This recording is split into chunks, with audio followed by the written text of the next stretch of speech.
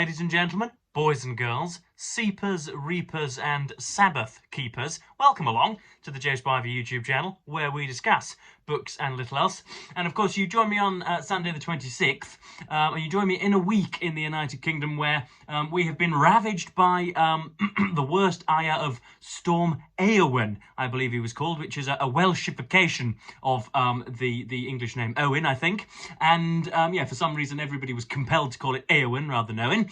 And yes, that sent rooftops tumbling and SUVs and other large vehicles cartwheeling down the roads. I believe we've registered, a not insignificant amount of deaths, and all is bad. But that's fine. It has not perturbed me from my running schedule. Now, I don't want to.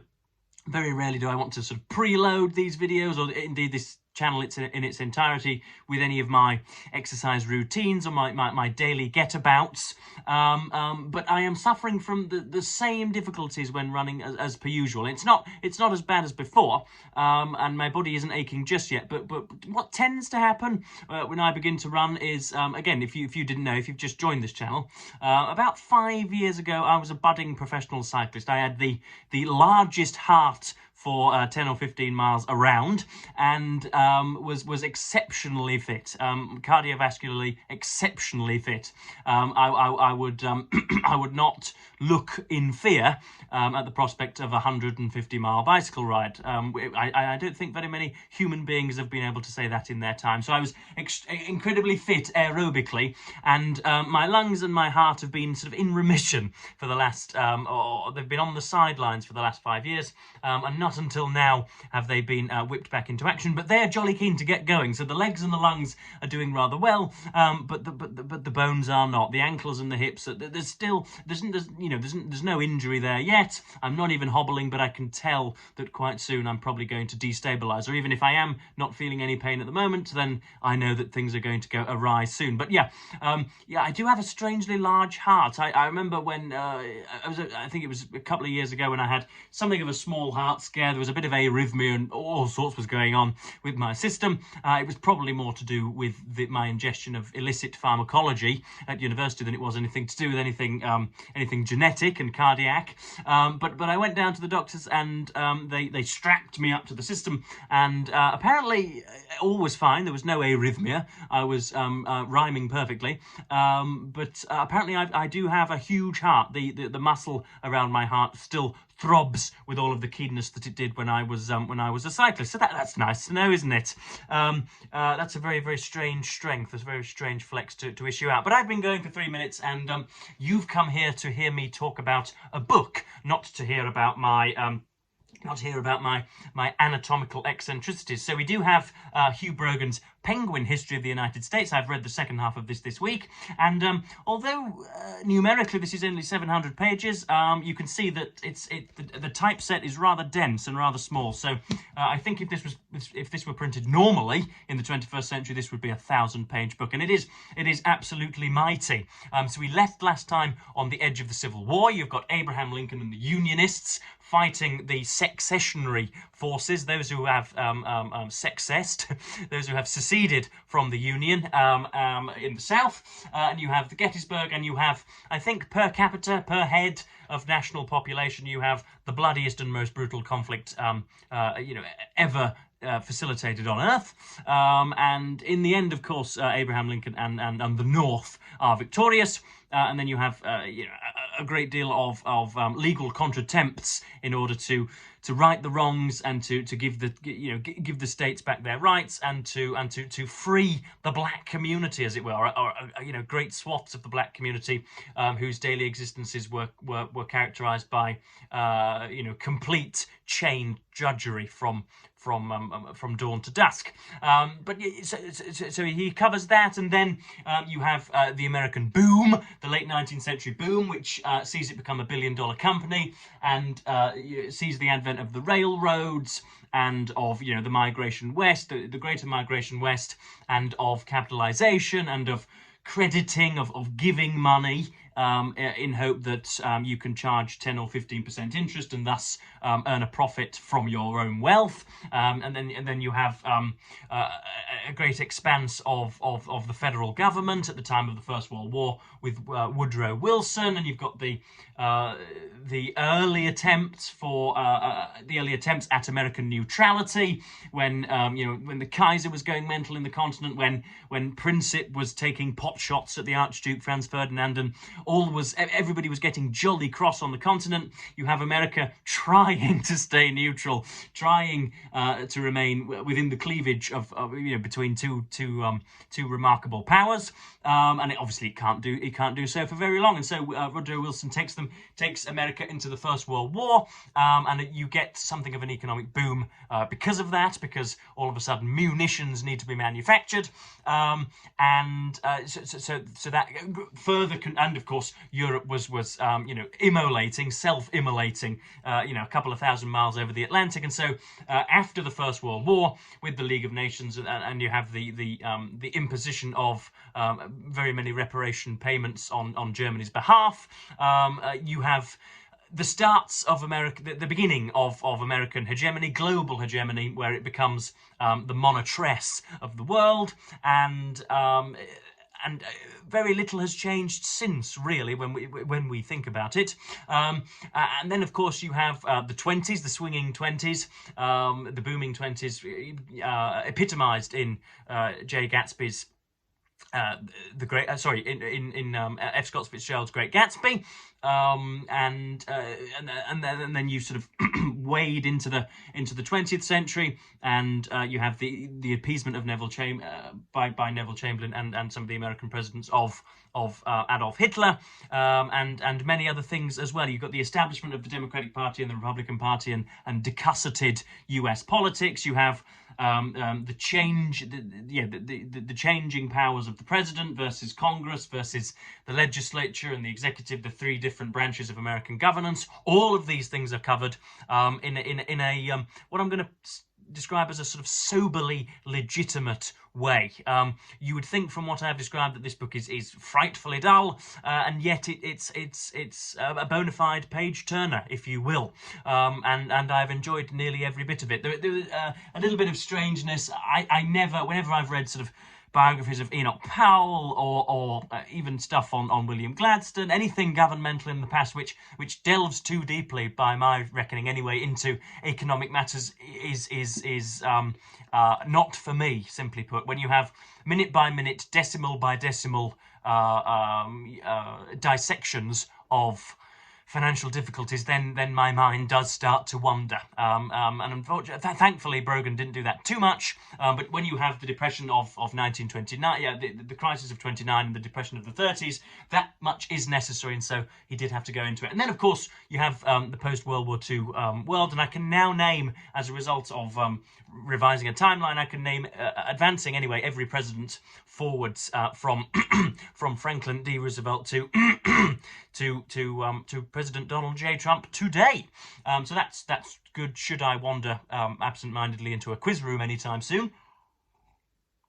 But you have really one main theme throughout American politics, and it's a theme which in liberal democracies, or in democracies per se, usually characterizes the political debate. You have a difference between centralization and gigantism, where you have what many sort of rancid ideologues in the right-wing press of England call the nanny state, where things are actual money is handed out, or services are handed out, and things are nationalized and centralized, and you let the government take care of those whom the market has forgotten, and you do your best to equalize the society without impinging on civil liberties and freedoms. And then you have the other side, the small town individualism, which came with the Puritans in the early 17th century, and continues to dog Republican politics to today, where the state, they believe rather that the state should be well out of the way,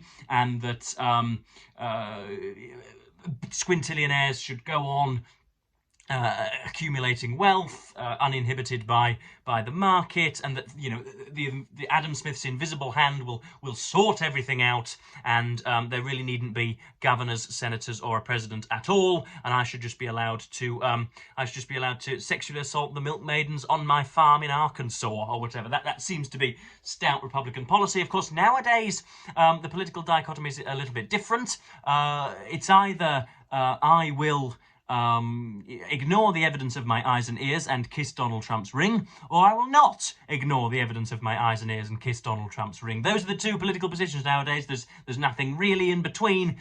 You are either in that camp or the other. Such is our atomization. But yeah, that's probably enough of a preamble, and yeah, we better get into. I've highlighted 4 or 5 bits that I want to read out to you, and I believe that will include a Kennedy impression. I haven't really practiced my Kennedy impression for a good while. There was a 6-month period back there where I was doing it nearly every day and had it had it to a T. But you'll hear it soon, and you can judge for yourselves.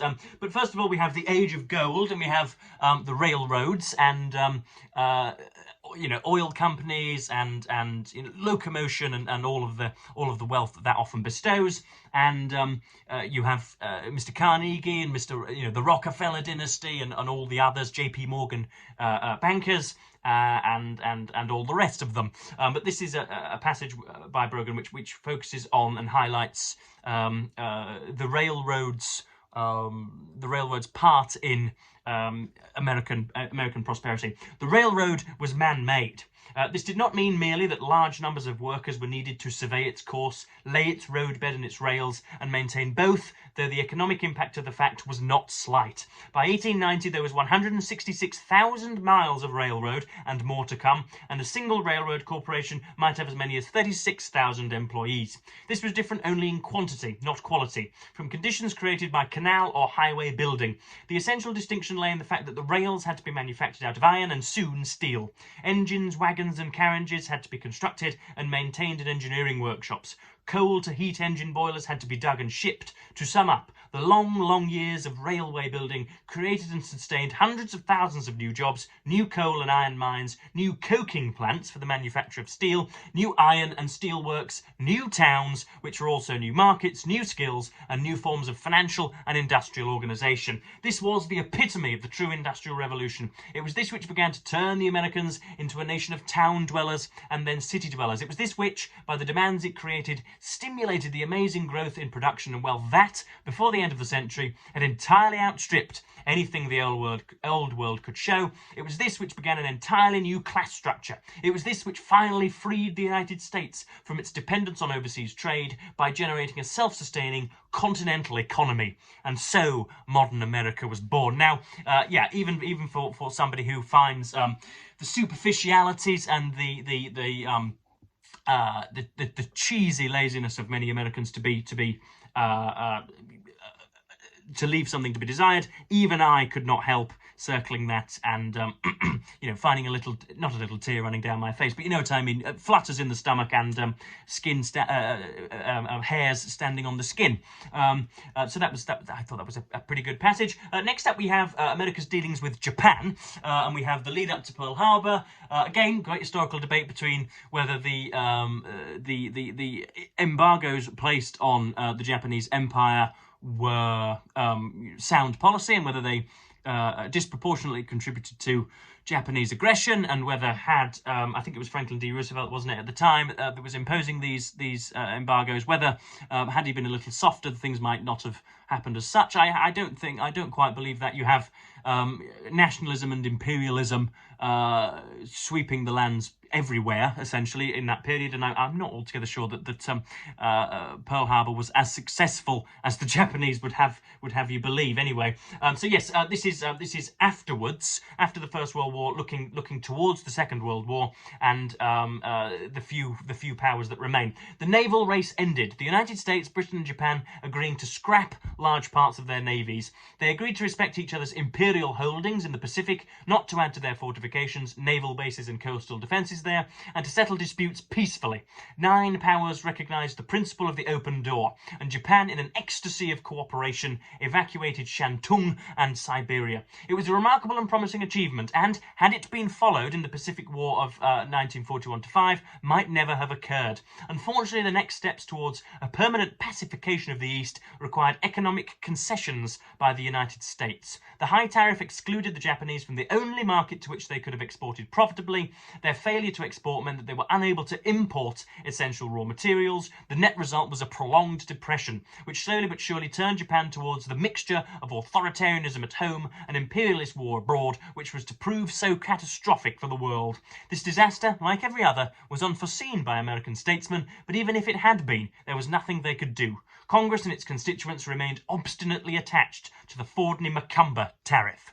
So that's very, very interesting. I'm sure you will agree. And next up, we have a little look at I think a passage that completely dates this book. It's about the interchange of the president with Congress, with other executive branches, with localised governorships, and with state legislature versus federal legislature. That is rather stuffy and a little bit gnomic and circumlocucious, but nonetheless, it has its place in a single history of America. And now we're talking about different presidents, and I think you'll agree that the nature of this paragraph really does date this book.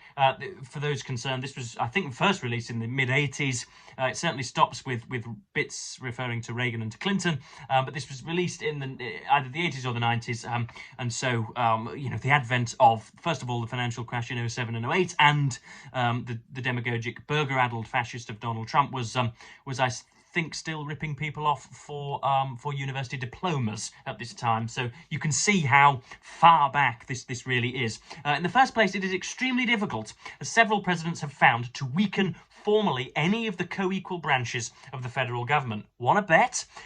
They are entrenched not just in the Constitution, but in the habits, if not always the affections, of the sovereign American people. It is difficult, indeed probably impossible, to rally enough support for long enough to win the day in an assault upon them. To make such a constitution work, then, it is necessary for its principal instruments to show respect and restraint towards each other. How well does this sound? The court majority, to be sure, had been showing little respect for the presidency and Congress, but the way to defeat it was not by behaving in the same fashion. Tampering with the Constitution is the sin of witchcraft in American life.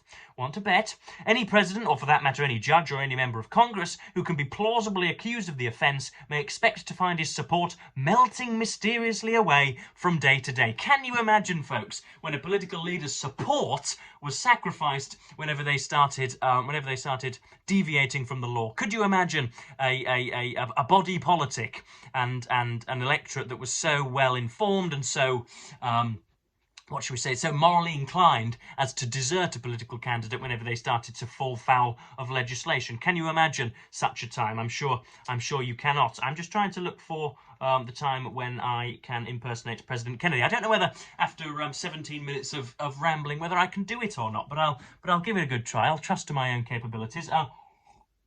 So he gives Kennedy a very nice ride indeed. Mr. Brogan is clearly a big fan of JFK, and I think that the 1962 Cuban Missile Crisis was given precisely 4 lines in this book, which is absurd, given that had it not been for one of Khrushchev's, one of his fingers on the button, or one of his sort of submarine experts on the button, I'm not so sure that we'd still be here today. I'm not sure that you'd be hearing my dulcet tones anymore either. I was just looking for where's Kennedy's speech? I thought I was on it, but I'm not. Just talk amongst yourselves for a second. Here we are. President Kennedy's speech. So yes, he gets a very fair ride, and of course the usual what should we say? The usual sort of saccharine regret at seeing John F. Kennedy struck down in his prime in '63. He really does beset this book. But here we go. I'm gonna try for 2 or 3 lines and then see how it goes. This is President Kennedy's speech in his inauguration.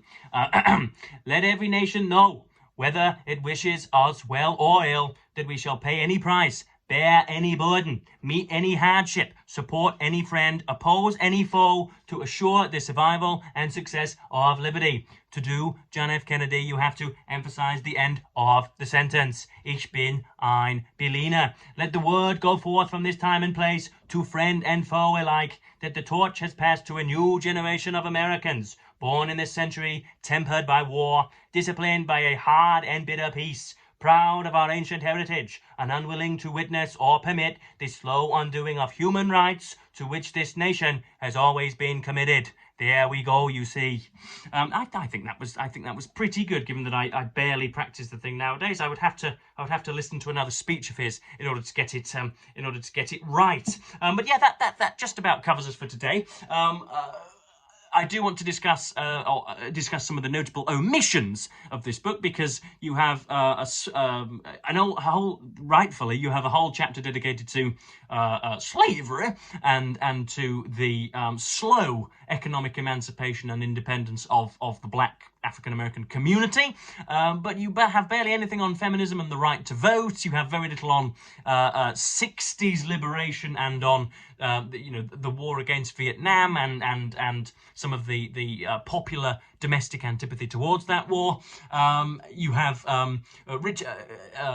passages on Richard Nixon, who Brogan quite beautifully calls a deodorized McCarthyism, or calls him a kind of an airbrushed, clean version of Senator Joe McCarthy from, I want to say Wisconsin, but I could be wrong. Then you have Barry Goldwater, that very strange Republican candidate, and the American First policies which have come to full frightening maturity in the 21st century.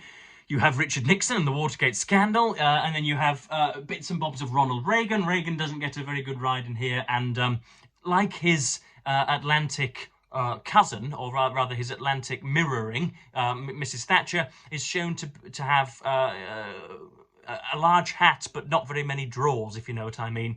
Somebody whose reputation precedes them, and yet somehow they didn't happen to do very many good things in government, and the things that that many people would outline as positives have in fact come to be realised as negatives in the in the 21st century. But one omission which I hated was the Second Amendment and the bearing of arms. And of course the founding fathers felt that to have a pistol on your hip was a sufficient guarantee against a tyrannical government, but I don't think they quite foresaw the strange machine guns that would come into being in the 21st century, and the fact that if I was so minded and I was an Arizonan resident, I could go down with sufficient identification, purchase a firearm, and do away with about 150 people in the space of 90 seconds. And I don't think that you can trust a particular polity with that kind of responsibility. That's a philosophical debate for another day. But yeah, Brogan doesn't cover that topic at all. And I do believe there is a great deal of sympathy amongst the American public for greater, more stringent gun laws, and not to have that at all in this book was something I felt to be quite the omission. But yeah, that's Brogan's History of the United States. Of course, it is a very, very strange thing to observe. It is like watching, it's like reading about a sort of a trotting athlete in his prime, when nowadays the American government and the American way of life is being slowly vermiculated with every day. But I don't really want to get too political today, and I think I've done Brogan's book justice. So I'll be saying goodbye to you folks. I'll be bidding you a fond farewell, thanking you ever so much for watching as per usual, and yes, saying goodbye.